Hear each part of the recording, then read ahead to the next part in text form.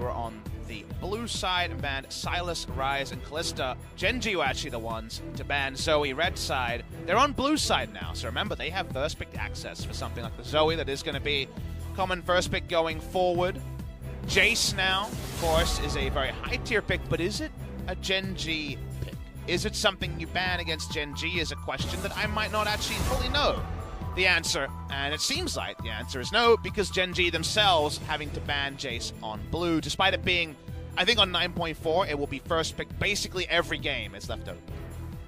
Yeah, I think the only other champion that you could say might be above that would be Vlad, but Vlad, you know, able to be flexed a little bit more, also incredibly broken right now. It's hard to really put anything too far above those two for now, as Ezreal this time around was left available alongside Lucian in game number 1, but immediately SKT on red. They have a different banning strategy for blue and red side, and they do not want to see either of those AD carries make it into this game.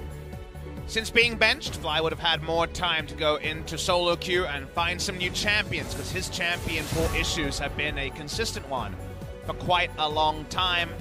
Seems like Little Blanc has not entered there just yet. His solo queue accounts don't have a lot of action, so he is shrouded in secrecy a bit. Aurelion Sol, of course, the most famous pick from him, and his Lissandra's been pretty good. So first pick Lissandra might be kind of where they're forced to go, as Gen.G is. You know that game number 1 went a certain way when Rule was getting 3 bans on the red side by SKT. Yeah, just take away anything that's OP or anything that he can play very well. And there still is Kai'Sa, but those 3 are definitely a step ahead right now in this meta. Galio, though, still pretty high up there. Let's hope it goes into support this time around, but can be flexed.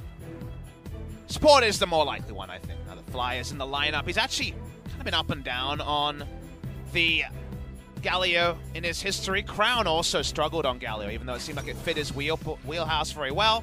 SKT, sadly, everyone's free to go to bed. The Zed seems to be out when it comes to today's games, at least. Sandra, most likely to be the pick for mid lane here is, what do we want to go first round for SKT? I think you could go Rek'Sai here if you wanted to find something safe. The Alistar, what they're choosing to go anyway. 1 game on Braum. The Braum's still open, you'll notice, but the Braum is going to be ignored, so we're seeing a bit of support priority here. All support's available, and Mata prefers to go into the Alistar. Yeah, after last game, he's like, oh yeah, I remember Alistar. That's pretty strong. I'm gonna give that a shot, as immediately you see Lissandra and Alistar. This is one of those times where I can't be too mad about the Sylas being picked. 2 ults that are already fantastic to steal, alongside Varus, which is going to be picked over something like a Kai'Sa or anything like that. They want to make sure they can pick Ruler's AD carry before anything else gets banned. A lot of slippery AD carries are banned, which means that when it comes to 2v2 laning insurance, Varus, of course, strong there, but against what was already locked in, you're like, ooh, Lissandra could flank that, Alistar could help uphold that, Kai'Sa could swoop in. So Kai'Sa would have offered more repositioning, and has been a Gen.G standby in recent series, but obviously not to the tune of many victories. 4 and 5 most played on the Kai'Sa, so that's a pretty good win rate for a team that has much lower than 50% win rate. They still prefer to look over it. Maybe we'll find out later in the draft the reasoning why there, specifically for Ruler. Second round, though, it seems like SKT aren't convinced it's going to be a support Galio. Tahm Kench banned away to ensure that Varus is even more susceptible now to Lissandra and Alistar flanks. Fiora, not something you may pick very early on in a draft, but how about 5th pick, counter pick to the top side? They want to get rid of that, especially after game number 1. Khan's MVP earning performance on that champion makes that a pretty obvious first ban here. But Valdez, after game 1 also, I think it's just a blind ban against Khan. It's the fact that they can't deal with the Fiora. They don't have champion pools. Roach and Cuvée have pretty overlapping champion pools. There's been many words about Roach over the years that he could perform on carries in scrims, but his stage performance has never really fit him. On that particular side, Vladimir is left open a really long time in this draft. Could be picked up by SKT if they want to do that. It does mean you get double AP in the lanes, but with how strong it is, would be interesting to see it here. We see a lot of nodding from Clid, so maybe they just go ahead and pick jungle right now. Still in Olaf, a Lee Sin, a Rek'Sai left available, but through all of that, they go for Jarvan. It is something that will always get to Varus. It's a very good compositional champion against Varus, whether it's top or jungle. Remember, this could be a flex, because it's someone who might not always maximize damage, but you can EQ flash ult someone, right? You can cover an entire screen, and you're not Zac, so you don't have to give up early priority to do so. So flex Jarvan here. I think that's something that Khan has played in the top lane before. Gen.G won't have the full information until the late mail is thrown by 5th pick on the red side. They're going to return to the Olaf. We'll wait and see when it comes to laning priority. We do like Varus 2v2 and basically any AD carry support matchup, so that part is good. The Sylas remains to be seen based on matchup. Will Gen.G finish out this draft as SKT suspect this is not going to be a support Galio, or have they forced it to be a support Galio? It always goes one way or the other. What? Karthus! Somebody get Ellis on the phone. What's going on? Does the Olaf go top and Karthus into the jungle? That's a very interesting question, given that Olaf top has been played. Noticed it when I was looking over some solo queue accounts with Conqueror. I don't know if SKT knows what to make of this, so drafting for your own comp might be smart. How about a Riven? Would they dare? Would it be Riven time? That'd be pretty hype. Oh, let's do it, baby! Okay. But who will be playing the Riven is a question we will find out. I'm sure Clid saw inspiration from Canyon. Would love to be playing it. There's a lot of shenanigans going on in this draft. Second Karthus in Korean Pro play at the highest level since Kesper Cup. Now, waiting to see. Faker is the most famous Riven. Remember, he is an undefeated Riven player, but I don't think he's going to be playing I want Riven. him to play it so bad, but doesn't seem like the day. And this was the other formation I was thinking about. Karthus, just go back to old Karthus, send him mid, and have the Sylas run top alongside Olaf in the jungle. 20 seconds is gone, and that's going to be the way it goes. So exhaust Karthus in the mid lane, comes back, and Khan, yeah, you can ban his Fiora, but can you ban his Riven? Seems like the answer is no. And Riven is a good matchup into Sylas as well. This is a very strong laning matchup for the Riven. This is going to be really exciting to see. The only time Khan played Riven in the past was with Ignite against a Gangplank and got a pentakill in that game as well. Yeah. That was when everything was going right for Longzhu into King Zone. Now, it is 2019. He's already made us a believer as Fiora. That one we already know. He's definitely looking to cash in against a different Gen.G top player this time on the Riven. Well, you take a look at this, and yeah, you can rub your eyes, but it is real. Karthus in mid lane comes back here with the return of Fly into the mid lane, replacing Roach. He's like, yeah, let me show you how to play the mid lane. Let me hop on a Karthus and show you who the real boss is with this R button. Not sure if LS will be as big a fan of this Karthus as he's not in the jungle, so letting down our boy LS, but Riven top lane from Khan is, to me, where my eyes will be trained. Let's see if Roach can find some breathing room in the top lane. This is going to be a good one, guys. Let's jump into game 2 now.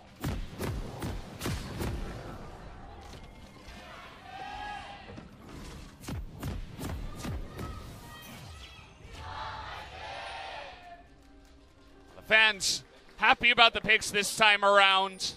Game 1. Khan brought you Fiora. Game 2, he takes it even further with Conqueror Riven in the top lane. We'll see what else he's got alongside his runes. I would assume that the observers will be on top of showing you exactly what Riven can bring to the table on 9.4. Very exciting to see. Fly going for, as you mentioned, the old Exhaust Karthus, the standard summoner spell we saw from Froggen 7 years ago. Still true today. Many, many years later, trying to farm it out against Lissandra. Notice no cleanse, so a lot of threat, you could say, from Lissandra and Jarvan post 6 especially. SKT have a comp that is actually pretty fundamentally the same as what they had in game number 1. They have a strong 1 champion in the 4-1. That is going to, of course, be the Riven with Conqueror. Gen.G looking for a late invade here on the bot side. Modern's like, yeah, you guys can do whatever you want. I'm just running by. Don't mind me. These are, of course, this season. Khan has played Riven before in professional play, in Korea no less. Was a late invade. It means that Gen.G have to take damage in the 2v2 to get access to the minion wave, so a bit of a health bar lead there. As Roach, if you're wondering, didn't want to push the lane, and that's why he used his E backwards. I see that a lot. Especially especially in the mid lane, where those lane positionings can make all the difference between if you die or not. So we'll be interested to see, of course, not only that matchup in the top lane, but also what the Karthus can do in the mid lane up against the Lissandra. We've seen a lot of higher range champions than Lissandra do well into the lane. You know, you think of Zoe, even the Cassiopeia, but Karthus is another interesting one where you should never really be in range of the Lissandra's combo or any kind of shenanigans like that. Maybe even pull off a little bit of poking yourself. That's why it's hyped that Karthus was locked in, but in effect, he's going to try to push the lane and not have it frozen where you see it on the screen. If your minion line is out of turret aggro against a Lissandra, you're going to be in Glacial Path Flash W range, and that's where Karthus is susceptible. Otherwise, he wants to be as non-interactive as possible. Think of like Orianna, for example, just trying to farm it out. Yep. I'm going to have to watch the jungle path thing of cleared, and it's going to be something that Peanut needs to focus on. You really want a battle ward here to allow Karthus to wantonly push. Otherwise, more often than not, the lane is going to be frozen in an awkward spot, as we see right now. Flight's doing his thing, farming up. I don't know the exact calculation, but 23 seems awful close to perfect so far. Hyped to see Riven in Korea. We've had so many Riven pentakills in Korea. Smeb has a Riven pentakill, Someday has a Riven pentakill, and Khan, many years later, has a Riven pentakill. I would love to see another Riven pentakill. Is today the day? No. Well, I mean, it could be. You don't know that. Are you sure? LS talks about the future all the time. There's not going to be a Riven pentakill today, sorry. I'm bursting your bubble. Now you're like LS trying to call the dragons that come out. No, I wouldn't. That is his You're also thing, a guy man. that doesn't like to make predictions as well. Unless it's big man, which sometimes you do. I think predictions are always interesting because there's a lot of good ideas. I feel like if you want to give a full answer with an essay, I'm happy to do it, but just X beats Y I don't find interesting because the draft is so important and teams forget their win conditions half the time, so it becomes tricky to find too much intelligible when doing those predictions. Top side, Roach so far been able to be pretty competitive in this lane. See where first buys go. You assume Roach is going to go into Iceborne Gauntlet, pretty tanky. And Karthus should definitely be able to provide the late game damage. It's just my worry is Ruler, specifically because of the champion he's chosen, which was purely for lane, which after game number 1 you can understand. However, a lot of members of SKT are very mobile and able to shut him down. That is true. Peanut going for a second go-around, and the enemy jungle has the timer on that one. You'll notice that on the opposite side, double ward by Clid over by that blue buff. So similar in terms of where the control is for both junglers. Right now, though, things are being played at a pretty slow pace. Clid doing a lot of invading, wants to track the enemy jungler. I believe they would know that he's onto the Drake here. No response so far, but remember, Faker has teleport. And now Faker, where will he go in for the teleport? Looks like Peanut has a good idea that they know he's there, so he will have to back away. And the TP just comes in the mid side, so no big fight's going to break out over an Ocean Drake today. They actually showed their hands pretty transparent because there was no attempt at a flag and drag by Jarvan, so therefore it was pretty clear they were coming for a collapse around the Drake, so smart of Peanut to pull away. Very high value Ocean Drake this game for Gen.G. Literally everyone would have used that in the laning phase and allow them to be more comfortable. Ruler and Life can use their spells to push, which of course Galio will have the huge advantage over Alistar in terms of the support battle here. It's the unique thing about Galio's support being rolled into the meta right now. Clid continues to do a lot of invading, doing his own battle ward in this game, and now threatening something creative around top. But backs away and just happy to pick up the scuttle. Creative scuttle comes in for him. Will just be farming it up alongside the Olaf, just a little bit slower. Looks about 1.5 camps behind right now, but he is currently out on the map, so should be relatively even in that matchup. Gen.G for now just going to be fine to sit back and let the Karthus just try to farm up and do his thing, I would have to imagine. Now, if we compare this to game number 1, which we've already done in terms of drafts, so yep, Riven in the side lane, 4 members of SKT. It's not with the same lane leads they had in game number 1, but importantly, SKT aren't finding leads early, not finding leads before one item. There's no advantages meaningful on either side. 7 minutes into the game, so this game probably hits the next level when we see Faker finish his first item, and Teddy feeling combat ready. Ultimate available on Mada, probably the requirement there. So smartly around pressure. We talked about the Varus spot lane, what it provides. It provides lane pressure, therefore steal a blue buff. Nice invade by Gen.G, and their fundamentals haven't abandoned themselves completely for the start of game number 2. It was definitely a team effort to get on in there as well. Oh, axe thrown mid after Faker goes back with no TP to push in the lane. Get Karthus in with you to help out with the invade.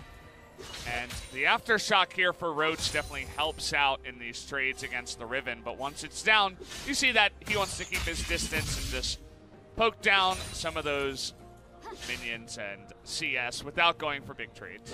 Interesting to see the build from Khan. Riven is very able to abuse the newest item in the league. Old Essence Flare removed now on the Spear of Shojin. You see already the Caulfield's Warhammer. It's often Caulfield's into situation. It doesn't have to be a Yomu's Rush or anything like that, but you got a lot of options on Riven. A lot of items are pretty tantalizing on her, so you can understand a lot of approaches to the lane. Just to me, the untradeability kind of begins when that item's complete. Is right now, Roach able to get a nice trade in. Good trade, sees Faker on a ward now, though, and it's going to walk back with his tail between his legs for now, as junglers find each other Clid. Not happy to take that trade anytime soon. Faker still on a ward. Khan has been trying to bait this. The earlier trade into Roach doesn't know that a blue ward from Gen.G is getting them so much value here and wasting the time on the Lissandra. Peanut trying to take the Drake.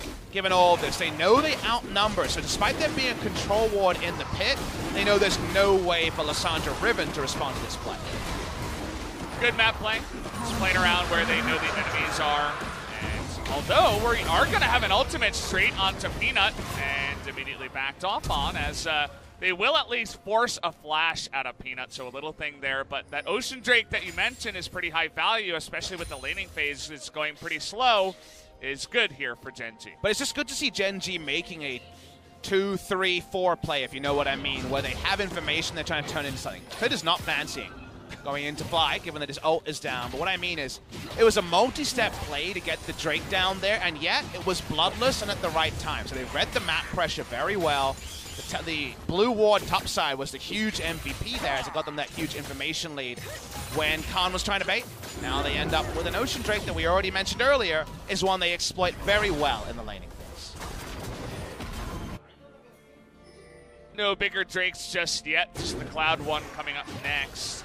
We'll have to wait and see if SKT can get pressure on the top side of the map. We talked about their Rift Heralds before the series even started today. They were something like 17 for 25, and then they picked up another one in game number 1. So we'll see if that pressure on that objective continues here into the second game.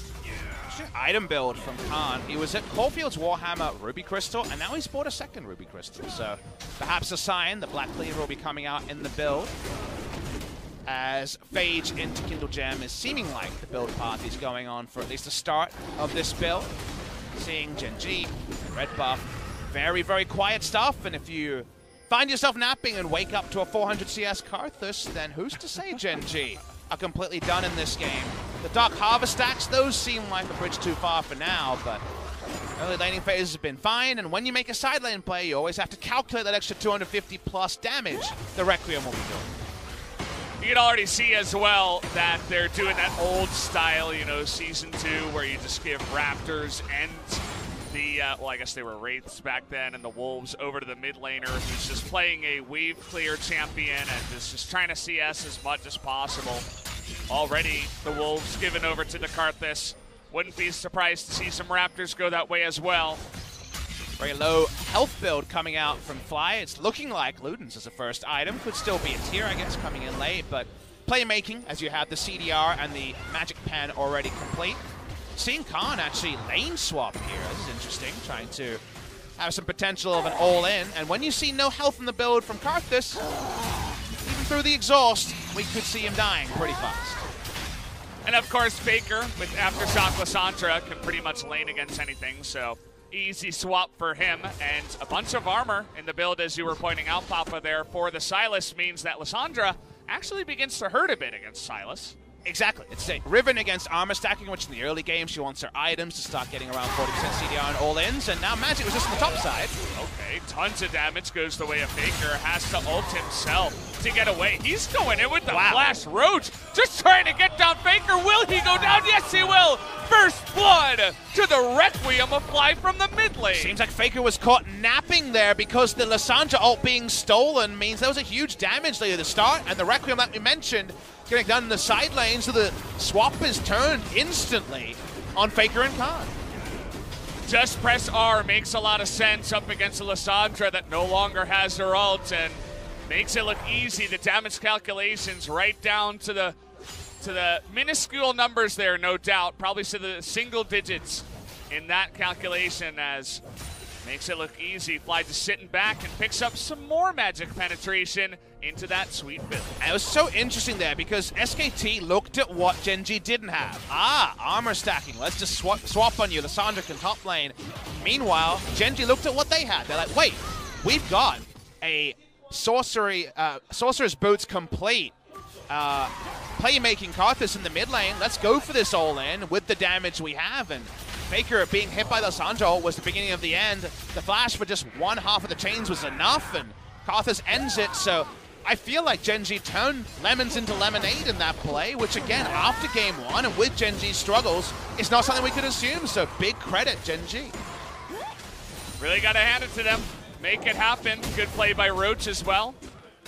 Sklid just hopping around in the jungle. See if they can make a play happen to the side of SKT as Sklid and Faker looking for the blue buff handoff. And here comes Khan, 3-on-2. Silas not there just yet. But it doesn't look like they'll be able to lock him down. But they do steal the blue buff away. A lot of mobility in the comp of SKT means they can run away from this one scot-free. A lot more honest of a steal there, needing a lot of people to invade. Game one was almost over at the 14-minute mark. Definitely didn't see that in game number two, so fans of a competitive series should be enjoying the mulligan into game two action. So far, Fly bringing back an oldie, and it is showing. I appreciate that he spent 2 weeks away from the Rift and now comes back with a new pick. It may be a golden oldie, and he is one of our longer stature players, debuted all the way back in 2014, but he's bringing out a pick he has not played since he came back to Korea at the start of 2017.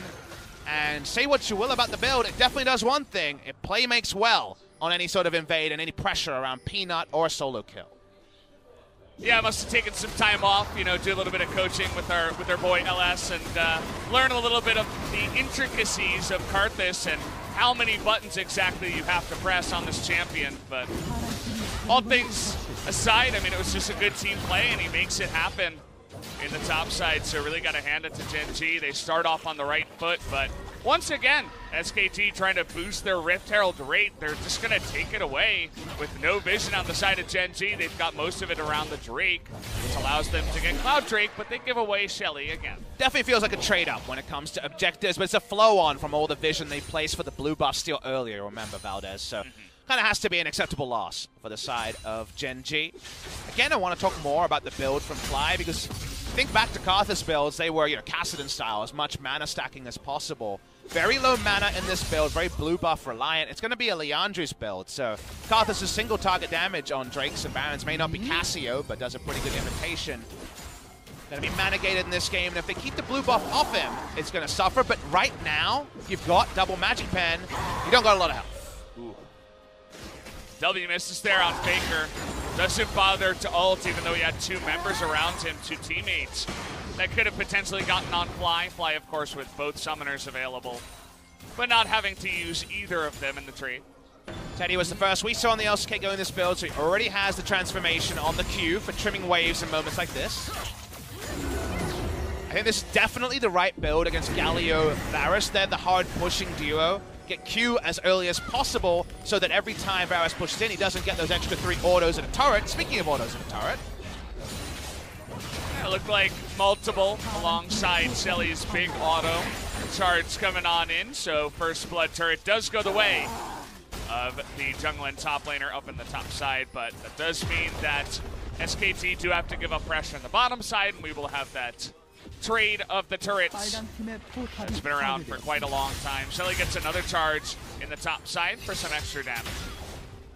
We back away and just have to reevaluate the game state because it feels like we're going to actually bore out the 5v5s in this game. Already mentioned SKT, more of a 4-1 comp, but definitely the right flank from Riven can be pretty damn massive in a game like this. The build paths on the champions here, it is going to be AP from Roach. You know, he has Zonia's, a Lost Chapter item on the way, so it's going to be an attempt to find picks with this build. Can definitely find good synergy with Lissandra and Jarvan burst damage ultimates, or do his best Chovy impression and be super unkillable with the Alistar, and that seems to be a favorite for most of the players of this Sylas recently, has been the compositional answer of stealing away that Alistar ult. Yeah, I mean, as I was saying in the draft, right, it makes sense to pick up Sylas when you're facing Lissandra Alistar. It's just 2 ults alone that are going to be fantastic, and you have a chance of SKT picking in some other ultimates that are potentially good to steal, so like the idea, as once again, Gen.G getting frisky in the enemy blue buff area. Definitely feeling like they can force things, and their items and champs tend to agree. Roller's looking very strong with an escort from an Olaf and the Galio. The vision bugging there, but very hard for SKT to mount a defense that is not an actual full-on all-in attempt with champions like Lissandra, Alistar, and Jarvan in the river like that. So Gen.G square up to mid, start pushing with Ruler, while Teddy's Q will delay things over time. The turret threat will be pretty big on the side of Gen.G. They'll get there eventually. We've had 3 games earlier today that have gone pretty swiftly, you know, from early game into one team having a lead into a bunch of action. This might be our first game that actually just calms down a little bit. You know, the Drakes weren't super effective with the Ocean and the Cloud, and other than that, just the 1 kill so far. So suppose we were just waiting for this moment. I don't think people will want to hear this, but my read on how this game will go, just given the first 19 minutes or so, as Teddy actually sidesteps away from Varus. He had his cleanse, so he would have lived through it. But it looks like it's going to be about someone getting caught in transition. Karthus, for example, wants to push and then find safety in the side lane when he's farming. He could definitely be caught. Speaking of being caught, say next level situation, but Faker will get out. Karthus is the most immobile of the champions side laning right now, so he's at the most at risk of being caught. And if you exhaust your vision, if you don't have your control wards in place, there's a real chance that Fly is caught napping playing side lane. And that's his first time in pro play Karthus in a long time. Therefore, it's a lot about pushing out waves safely, and that's usually a one team or the other will trip up. Well, we do have Khan getting close to Roach, a hope of action, but none coming just yet, as Gen.G eager to gain some vision around the Drake and get double Cloud Drake would make things even more enticing for that Olaf and Sylas and everybody to get into the back line when these fights do start. It's kind of inevitability that will continue this game, though, leaving Khan on an island and trying to make things happen while he cuts his mid lane. Okay, Clid alone there for a moment, has to ult flash to just get away, which means another engage ability wasted there essentially, as well as a summoner. And every ult that's removed when it comes to engage means that Ruler's life is safer. Remember that a lot of SKT's comp was invested in finding ways to just squash the Varus like a rat, but it doesn't seem like that's going to happen. In particular case, won't be swatted down. Sort of like a fly, not a rat. That's a bit weird, but at the end of the day, some pretty big flies he got there. Even Flash being down means no Flash Cataclysm in the future, right? So Ruler is looking like he will be leading more and more of a charmed life. We back away as Karthus gets another minion wave, and this game extends with Gen.G having the only meaningful leads of 1 kill and 3 drakes. We're just going to have to sit back and wait for that one, as you were mentioning. Just farming it up for now. Nobody really making a big move. The next Drake is going to be a 3rd Cloud Drake in this one. And as long as nobody makes any big mistakes, we'll have to wait and see. Although the Jarvan ultimate stolen, and well, it's Riven, so she doesn't seem to care. Her items also, for the heads up, is way better than what Roach is able to wield. It's full Maw and Black Cleaver against, you know, straddling the line between teamfight and respectful Roach. the game will reach a point where SKT can engage onto Ruler and shut him down from doing damage safer than the same could be said about Gen.G, and we like Riven the side lane. So you feel like SKT has a lot of good scaling options, although counterpoint is still Karthus. You'll notice the build, the way you approach a game like this way, that, well, we kind of have to engage on the Varus. We're definitely going to take AoE from Karthus, is you stack magic resist and kill Ruler, because it's magic damage else on the side of Gen.G. Even Galio doing some relevant magic damage. So I like the itemization here. You don't often see more second on a Riven, but given where this game is going, it's probably the right call. Just need to see a little bit more, perhaps, for Faker, but he's, you know, eventually going to pick up Zhonya's. He is also Lissandra, so can pretty easily avoid all of that and probably get some health back. And Kai'Sa's got a shield, needs to build damage items as well, so can't fault the item build so far from those two players in terms of magic for this. But our impression, based on the drop from SKT, was this is the go point, right? Now Kai'Sa's like, yep, I got my items, I'm ready to farm. I'm ready to farm kills and just fight in general. There's no kills in this game at all from SKT. Now Riven is looking pretty unmatchable in a side lane. So I feel like SKT, who have been so respectful, right? They've been pulling back from engages that they were easily taking game number 1. Now is kind of the start of the game period, the next 20 minutes or so, where they, if they have the ward lead, should be able to make things happen. And I think Gen.G will be kind of ripped at the seams more clearly than SKT will, based on the current item rate.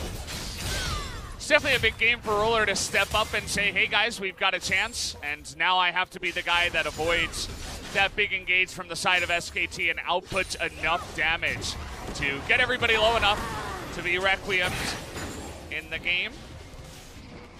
Actually, so confident to walk up here. They had control ward. Olaf was battle warding as well, so showing his face, making sure no one was coming in. So the ultra squishy Karthus, who only has the health from the Merlinomicon, able to get 3 autos onto a turret. Every time Karthus autos, you wonder what happened.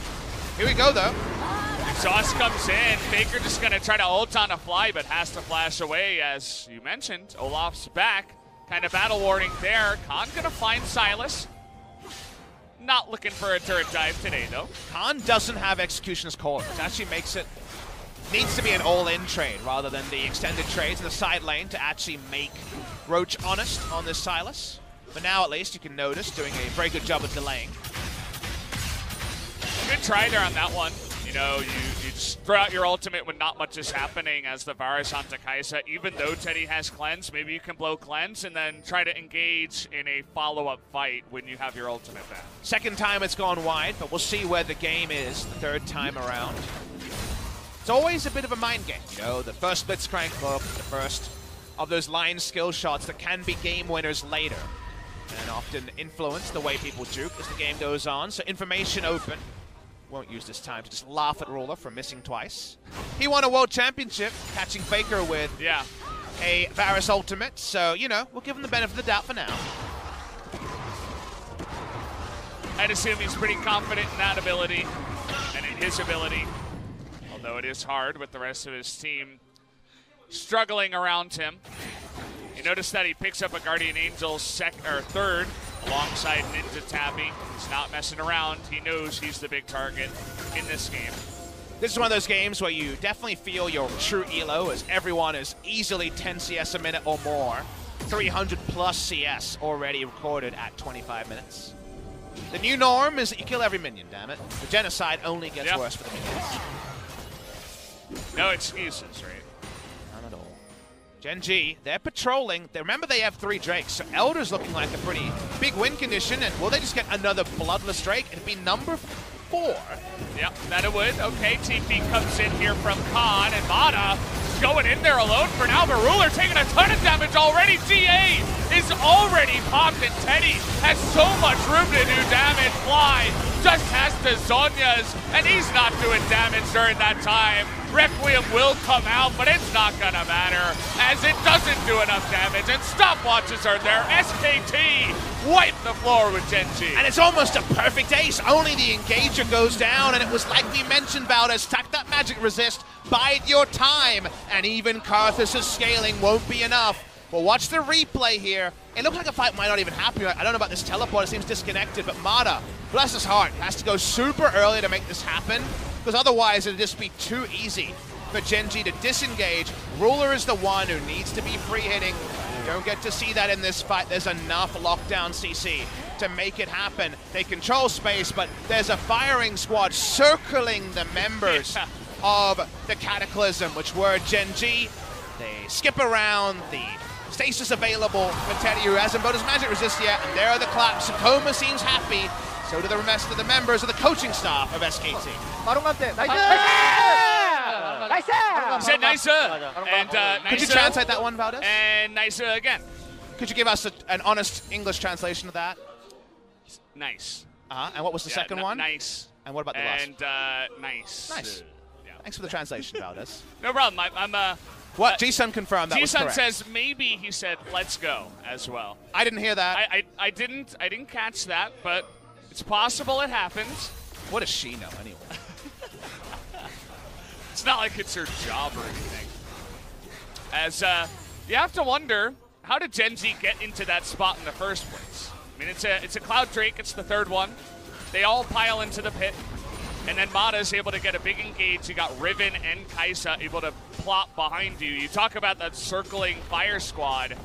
They kind of got themselves into that position to begin with. They did, but Mata had to really cause some ruckus for a long time to set it up. So I think it was just catching them unawares that SKT would go for quite a bold all-in, right? It was a lot of summoners available, so you wouldn't have expected it to come off, but I think they just overrated their game state after it had been 1-0 in kill score and the big farm totals. Like, yeah, we can fight here. But SKT had been intelligent, stack magic resist, and stop Ruler from just hoovering damage onto 3 people with Hurricane. And things get good, and now the side lane that was kind of even is less even for sure around Faker. Should be way less even if Khan ever feels frisky. And they're taking down standing objective. There should be a big Baron buff power play gold-wise. Oh, yeah. Look at the numbers. You're going to have to watch them update again and again. We're close to 4,000 gold for SKT. 3.8 and counting here with a minute and 30 left. Khan looking to pick up another turret in the bottom side as the game honestly blown wide open after that one. You can't just give away 5 kills in a Baron and not expect to be way behind, as is the way of things here. So SKT really trying to put on the full court press on the outside inner turrets first. They get a couple, 3 in total, I think, actually. The 2 inner turrets on top and bot, and the mid tier 1 towers will start falling. Full damage Karthus is now behind in tempo, i.e. map control is gone from the full damage Karthus, who has no mana pool to speak of outside of the Ludens. And then the Varus, who we mentioned, could poke and siege very well, but get caught in team fights. May have Summoner up, but also is only receiving minion waves when SKT starts to decide to push them in. Feels like Gen.G have a comp that from behind can't force very much. Olaf's not going to be running in alone. We saw in game number 1. Olaf from behind. Karthus wants people to come to him. Sylas could try to steal an ult, but otherwise not going to do so much. It feels like in one play, Gen.G have lost control of anything other than minions being pushed into their inhibitor turrets in top and bot and inner turret in mid. The map has just gone from 50-50 to 90-10, and that is a really big concern. Is this the last inner turret left for Gen.G, and they're not even going to defend it? Yep. You got to be respectful. You got to fight on your last battleground, which should be around those inhibitor turrets or maybe even your Nexus turrets once it gets there. As Faker threatening and engaged, but nothing will happen here just yet. Ball over the wall. There is the warning now. Again, TSM Jat special. Those sneaky claws coming out of the darkness. Not anymore. When did they add the craggy ice around the axe throw? It's really cool. Must have been recent, right? I learned something Last actually couple of about patches. Brolaf. We've often ruminated on Brolaf. It's the thing that goes back to the Monty Doa days. Yeah. Only one voice line was removed from the Brolaf skin, interestingly. Some of them are in Korean. He still says chug chug. But actually, because of just the sensitivities in Korea, the your mom when he dies is the only line that's removed from Brolaf, I should say. Yeah. Speaking of Brolaf. Well, he's trying to do damage to Jarvan, but Jarvan can hop over the wall here, and Teddy, just get away from me. or my friends, as they tried. Karthus was there too, but Darvin just has enough mobility to get out of dodge. And for Gen.G, 1 Ocean, 3 Clouds, and what's the 5th Drake? An Infernal, right when SKT is ahead.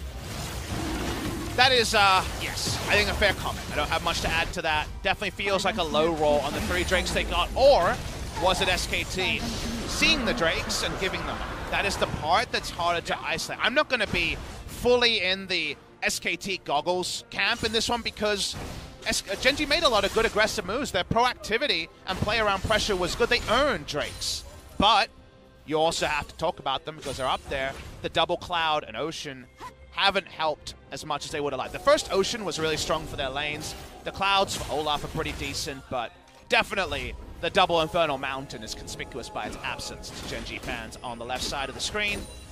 Now SKT have very strong 3-item builds, and now the Requiem comes in and there's 2 Guardian Angels, or I say Guardian Angel and a Zhonya's, a Gargoyle Stoneplate, a Maw Mount Mortius, and a Stopwatch. So the next Requiem shouldn't be killing anyone, and Ruler has to find a way to engineer damage. You may have 4 items, but there's so much threat from SKT that keeping up damage uptime as a Varus should never happen in a 5v5 at 30 minutes. It's going to be rough to find that damage in these fights here, as they are down about 8,000 golds. No, it's about 6,000.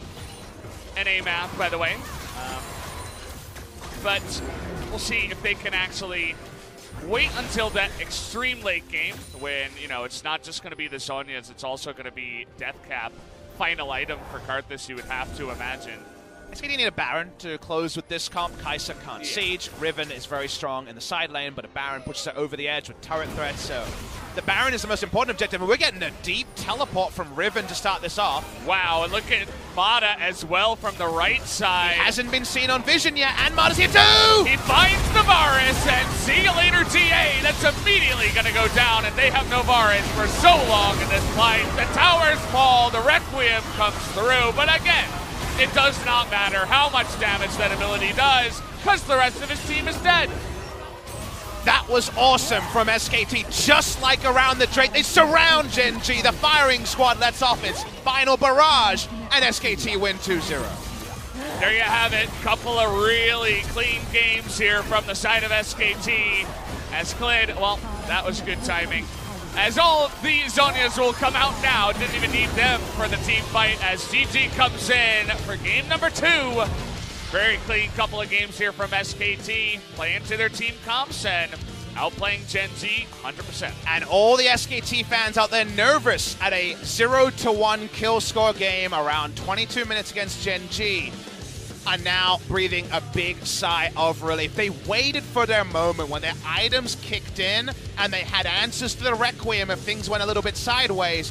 And 2 fights is all it took. And 2 fights, 1 jab with the right, 1 jab with the left. The knockout was out there. Yeah. TKO to Gen.G in game number 2. They may not be the 1-punch man, but a 2-punch man's pretty good too. And 2 punches later, SK Telecom confident winners of game number 2.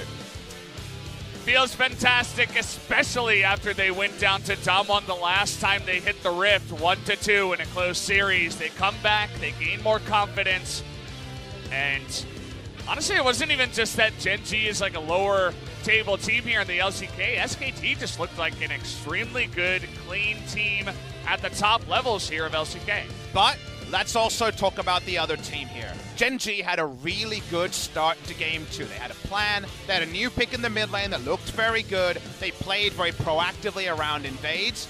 This is a Gen.G performance you can VOD review and learn something from in a way that game 1 was not. So Fly coming in actually was something positive in this series, so maybe they can persist with this Fly and Roach configuration in their solo lanes. SK Telecom T1 needed a comeback victory. They're against Gen.G down the bottom of the table. They may have basically, not yet, but close to mathematically ruined the chances of Gen.G from making top 5. The Faker love is real. The SKT fans should be happy. A clean 2-0 against their opposition should be the minimum, and today it was the minimum for SKT. Well done all around, and the love is real here for the side of Faker and the team. Everybody looking really confident and satisfied with the way they dispatched of Gen.G tonight. Be interesting to see who picks up the MVP from game number 2. Mata had a couple of really fantastic engages for sure. Wouldn't mind to see him in the interview. Have we ever seen better Riven teleport flanks? Not a champion usually known for that, but I think Mata, his heroic invade that was always going to lead to his death, was the furthest away from in vain. His chasing and eagerness to start that fight around the Drake was the first punch, the first jab, and it was awesome to see. We're going to see the replays here. This is the final flank. This is such a bad feel as Ruler. You've got the Guardian Angel, but remember, you need to find a build that hoovers out AoE damage. There hadn't been a single auto yet from Ruler when his Guardian Angel was popped. He respawns eventually, flashes away from the fight after a triple kill. He never autoed. He ulted and died to the Riven ult. He was like halfway through the animation and just dies immediately. Doesn't get better than that, right? You know, really when you say a composition works one way and really shuts down one person and then can't even get one auto off. Sometimes a plan gets together, and that plan was SKT, so good to see. That Dumb One Gaming loss was a black mark on their name when it comes to second round robin. They can't avenge that one. They have to end 1-1 against Dumb One Gaming over the course of summer season. They've only also lost to, I believe, Sandbox and Griffin so far. Because before they had only lost to Sandbox and Griffin, and now the Dumb One lost. So they can avenge one of those losses. SKT hopes of at least making the grand final look pretty high. That's a good moment to begin this off, especially with that mid-Karthus coming into play to flash forward for the extra damage and then Requiem for the kill. And you're like, oh, I can see this. This is nice. And your Gen.G, nice. That was forethought. That was playing around a lane swap initiated by SKT. But then it's answered here. Mata, flash pulls, headbutts, not to anyone, right? There was no alley-oop there. That was purely, I need to create disarray and buy time for the rest of my team to get into position. So that is definitely the noblest of cows. That one deserves a eulogy. We loved you, Mata. Great job there on that particular engage. We'll see if he gets the MVP for that particular fight. And then so many answers to the Requiem. They shut down and just 2 fights. And that was SKT in the past, right? They would bide their time, and then when the game was there to be won, it was done swiftly. This was the aplomb to end it. Good win, SK Telecom T1. Riven, you remember, we haven't seen her so much. We see once again that Varus doesn't even auto-attack once, but as a follow-up engage, it's actually really fantastic. Right behind Alistar, you get the knock-up, and then you get the knock-up of the third Q of the Riven, and then the stun. And by that time, if you find the right target, the guy is going to die. It doesn't matter who it is. And I want fans to look at this gold graph. You see, Gen.G was ahead for so much of the game, but this is what we call controllable. There is no increase in the gold lead for about 8 to 10 minutes around the mid-game because SKT knew they had Gen.G where they wanted them at certain item breakpoints. So around that time, yes, Gen.G was getting 11 gold when SKT was getting 10, but it was about SKT getting certain items, so they knew that at, say, a 35,000, 35,500 gold game, they'd have their items and be ready to fight. It was a pretty fun one. I mean, there was that little bit of a lull state halfway through, but that was just the way the game went. And Mata's first MVP comes out here on the Alistar. Funny that it takes all the way past the midpoint of LCK Spring 2019. But with plays like this, you can't argue with it. Undeniable MVP of game number 2. Tucson and Mata both picking up MVPs on the same day. We have not had many support MVPs so far in LCK Spring 2019. Happy to see the voters agreed with us. Great performance from him. First MVP on SK Telecom T1. It won't be the last. It won't, but I'm really interested to hear him in the interview as he will be coming out for the first time here in 2019. Can't wait to hear. I'm going to hand it over to Ji-sun for the translation. Thank you very much, guys. SK Telecom picked up 2-0 victory, and we're going to be joined by Khan and Mata for this MVP interview. Khan, it has been a while to seeing you on stage. How do you feel about today's victory? I'm really happy that we got the 2-0 victory. Well, last time we had a 2-1 defeat against someone, so we had a lot of worries and we were preparing so hard hard, so it's a big relief that we got the win. Mara, it's your first MVP. A lot of fans were sending a lot of shout-out for you when the MVP showed up, so any message for them? Hi, this is SK Telecom support Mara. 네, 오늘 승리 정말 기분 좋으실 것 같아요. 기분 어떠신가요? So how do you feel about today's victory?